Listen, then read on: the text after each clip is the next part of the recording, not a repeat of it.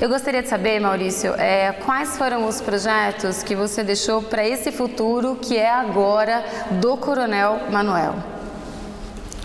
Bem, eu acho que um projeto que sempre me tocou muito além da minha função pública, mas como ser humano mesmo, é um projeto que eu fui desenvolvendo aos poucos, quando eu constatei na Vila Mariana a presença muito grande, muito forte de moradores de rua. E aí eu como subprefeito, embora essa não seja uma função do subprefeito, sim, nós temos uma Secretaria de Assistência Social, eu procurei, junto às assistentes sociais da região, entender como que eu, subprefeito, poderia colaborar com essa situação que a mim muito toca, né? Que é essa situação quase permanente da presença de moradores de rua em São Paulo, sem que as pessoas quase se deem conta disso. As pessoas quase que não percebem mais. Não querem perceber muitas vezes, né? E o poder público também tem muitas dificuldades com isso. Então, quando eu procurei as assistentes sociais, é que eu fui perceber que eu não entendia absolutamente nada de morador de rua. Por quê? A gente tem sempre a impressão sim, de que o morador de rua é alguém que perdeu o vínculo familiar por alguma razão, que veio para São Paulo, deixou a família e não conseguiu emprego, e porque não tem emprego não tem o teto, e porque não tem o teto fica na rua. Na verdade, a presença do morador em situação de rua, ela está entremeada de muitas outras questões. Por exemplo, problemas mentais, né?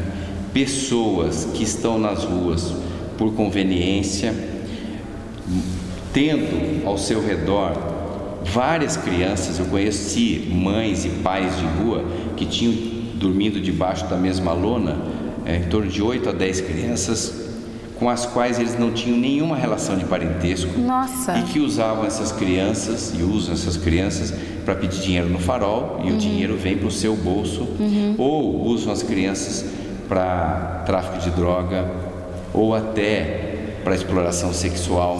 Agora, deixa eu frisar um detalhe. Sim. Você, Maurício, fez esse trabalho, na verdade não era o seu trabalho oficial, esse foi um trabalho além, né? Exato. Isso é importante estar falando aqui, porque você foi além do que você podia, né? Com certeza.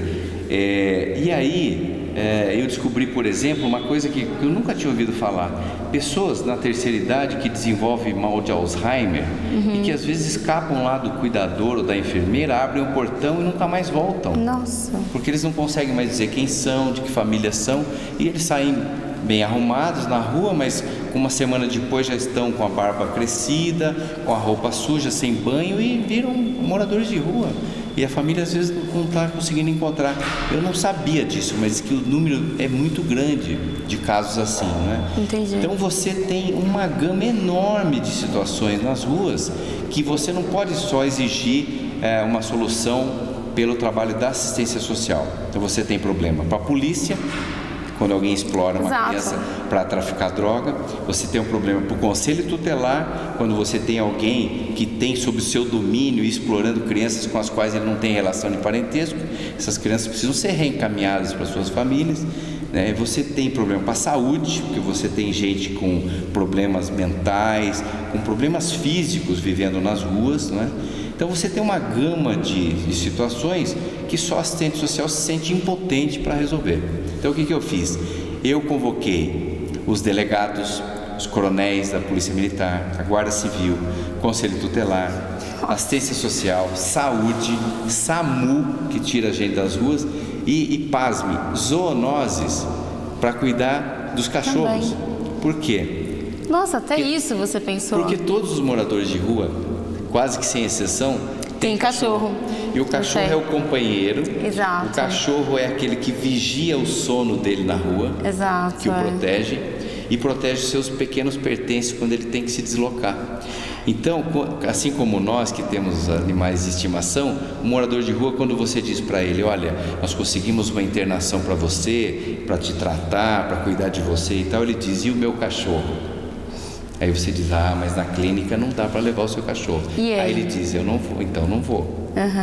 Porque não vai abandonar o cachorro para morrer de fome ou atropelado. na cidade, como a gente também não faria, né? Claro. Então, olha que coisa interessante, né? São dificuldades que você encontra.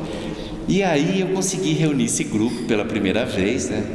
Pedindo desculpas, porque acho que eles estavam imaginando que o subprefeito ficou louco, né? De maneira alguma. Os delegados tendo que prender traficantes, assaltantes de banco, e o subprefeito trazendo para tratar de morador de rua, né? Mas o fato é que nessa reunião eu levei 3 ex-moradores de rua, que eu fiz passar despercebidos no grupo, porque eles estavam todos bem arrumados, porque eles são ex-moradores de rua. E eles são oriundos de um trabalho de uma entidade social que eu acompanho há muitos anos, há mais de 25 anos. E no final da reunião eu pedi que eles se apresentassem. Então eu não vou contar a história porque ela é muito longa, mas um deles, o Roberto, que falou em nome do grupo, emocionou a todos quando ele contou da experiência dele, de menino espancado pelo padrasto, que bebia muito, e a vida que ele teve nas ruas quando ele resolveu parar de apanhar e viver a vida dele nas ruas, né? Então, Roberto passou por uma série de coisas, entrou no consumo de drogas, assalto, a mão armada, prisão penitenciária e tudo mais. E o Roberto, viciado, alcoólatra, foi encontrado nas ruas por esse grupo de missionários, e ele contou como é que foi o momento em que ele se sentiu tocado pela primeira vez na vida a fazer alguma coisa bem, por conta do carinho que ele percebeu gratuito dos missionários para com ele, que ficaram com ele mais de um dia, buscando de conversar, de se aproximar dele. O trabalho dessa entidade é assim: os missionários vão para as ruas, eles dormem nas ruas de sexta para sábado, de sábado para domingo, e no domingo à tarde, quando eles já travaram uma relação de confiança com o morador de rua, dormindo no papelão também, eles convidam para que o morador de rua faça uma experiência de dormir numa cama limpa, ou de comer uma comida feita na hora, ou de pôr uma roupa limpa, né? E o Roberto se sentiu tocado no coração quando percebeu que esse pessoal, quando ia embora mesmo, é que ele falou: puxa, eles estavam aqui só por mim, né? Então ele disse, palavras dele, que foi a primeira vez que ele se sentiu amado na vida. E isso deu forças para ele, para buscar essa recuperação. E o Roberto hoje, ele é casado com a Deusa, também uma outra moça que trabalha com moradores de rua, e eles são pai e mãe de rua, dos moradores de rua, quando eles dão o primeiro passo para sair das ruas. Eles têm uma casa onde eles acolhem os moradores de rua nesse primeiro passo, e aí eles têm crise de abstinência pela falta da droga ou do álcool, eles têm as dificuldades de ficar entre 4 paredes, porque os moradores de rua, eles têm dificuldade às vezes. Tem uma certa até claustrofobia, né? Por muitos anos na rua, e eles são totalmente livres, né? Eles vivem ao relento, né? Sim. E quando eles se sentem dentro de uma casa, tem muitos que têm dificuldade de se acostumar com o banho de novo e tudo mais. Então, bom, legal, esse grupo se formou nesse momento, né? Nesse momento dessa emoção da história do Roberto. A gente percebeu que todo mundo ficou emocionado, todo mundo entendeu que estava trabalhando errado, e esse grupo já fez 19 reuniões. Esse grupo listou as ocorrências nas ruas possíveis de serem encontradas, e esse grupo também, cada um escreveu qual é a sua competência com relação ao morador de rua. Entendi. Então a polícia diz: não, quando tem alguém usando criança para tráfico de droga, é um caso de polícia, né?